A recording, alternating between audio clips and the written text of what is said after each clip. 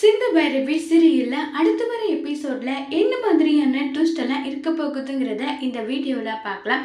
சிந்து வந்து சிவா கிட்ட கேட்குறாங்க, நான் உன்னை கல்யாணம் பண்ணுறதுக்காக எவ்வளோ பெரிய பொய் சொல்லியிருக்கேன், ஆனால் அதை மன்னிச்ச உன்னால ஏன் ஐசு பண்ண தப்பை மட்டும் மன்னிக்க முடியலன்னு சொல்லி கேட்டிருக்காங்க.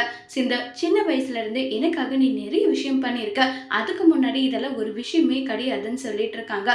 ஒத்துக்கிறேன், நீ பண்ணது எனக்கு நம்பிக்கை துரோகம் தான், இருந்தாலுமே உன்னெல்லாம் என்னால் தண்டிக்க முடியாதுன்னு சொல்கிறாங்க. டாக்டர், நீ இப்படி வந்து என் மேலே நம்பிக்கை வச்சிருக்க, அப்புறம் எதுக்காக நீ வந்து என்கிட்ட சொல்லியிருக்கலாம்ல, மனைவி ஏத்துக்க முடியலன்னு சொல்லி அங்க சொல்லியிருந்தா உனக்கு ஏத்தது நடந்திருக்குல்ல, அப்படி ஒரு வேலை சொல்லியிருந்தா அரவிந்த் சொன்னது எல்லாமே உண்மையா இருக்கும், உன்னை வந்து அவங்க கெட்டவன்னு சொல்லியிருப்பாங்க. அப்படிப்பட்ட ஒரு அவ பேரு என்னால உனக்கு வரக்கூடாது நான் நினைச்சேன், அவ்வளவுதான் சொல்லிட்டு சிவா அங்க இருந்து கிளம்பி போயிடுறாங்க.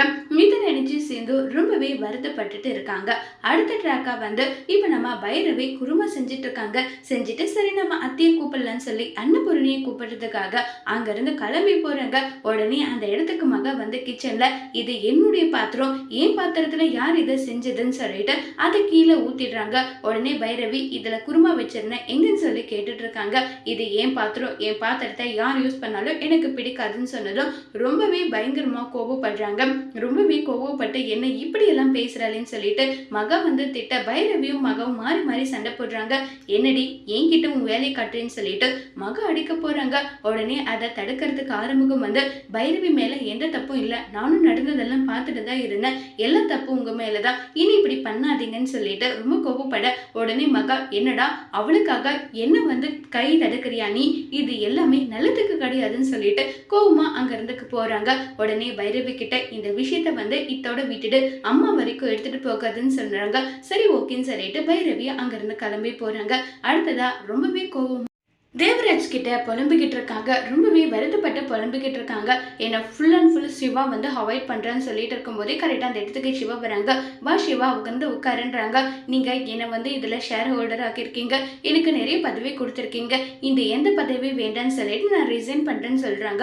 உடனே தேவராஜ், இங்கே பார், உனக்கும் ஸ்னேகாவுக்கும் இருக்கிற பிரச்சனை அது உங்களுக்குள்ள, உனக்கு எப்போ ஸ்னேகா கிட்ட பேசணும்னு தோணுதோ அப்படி தாராளமாக பேசிக்கோ, ஆனால் நான் வந்து உனக்கு இந்த ஹாஸ்பிட்டலில் வந்து ரெகக்னைஸ் கொடுத்துருக்கேன்னா நீ வந்து ஏழைங்களுக்கு எல்லாமே ஃப்ரீயா வந்து எல்லாமே பண்ணிக்கிட்டு இருக்கா, அவங்களுக்கு கிடைக்க வேண்டிய நல்லது எல்லாம் கிடைக்கணுன்றதுக்காக தான் நான் இதெல்லாம் பண்ணிட்டு இருக்கேன், அப்படி இருக்கும்போது நீ இந்த மாதிரி பண்றது ரொம்பவே தப்புன்னு சொல்லிட்டு பேசுறாங்க.